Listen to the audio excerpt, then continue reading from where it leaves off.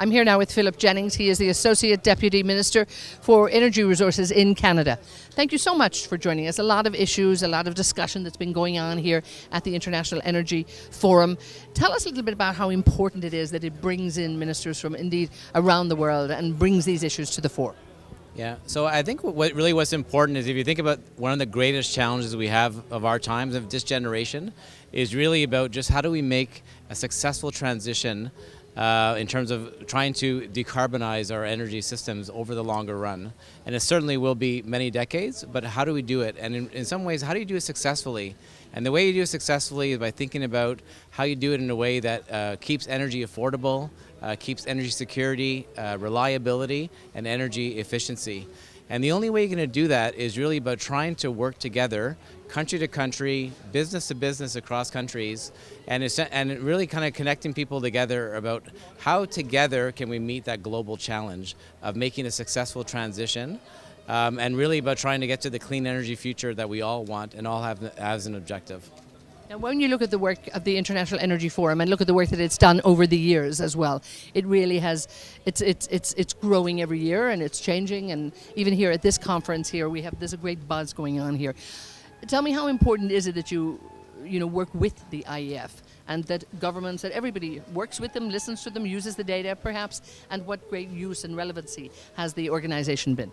Yeah, well, I think one of them is really, you talk about sort of the growing membership of the IEF, and it's really about, it's kind of an important forum to be at because it does allow you to interact with the people that are actually, part of the transition that we need to make in terms of the energy future.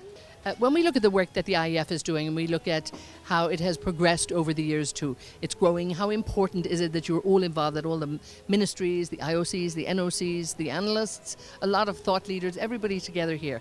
How important do you find that? Yeah, so I mean, one of the reasons I'm here is because I really feel it's important for us to be part of this dialogue.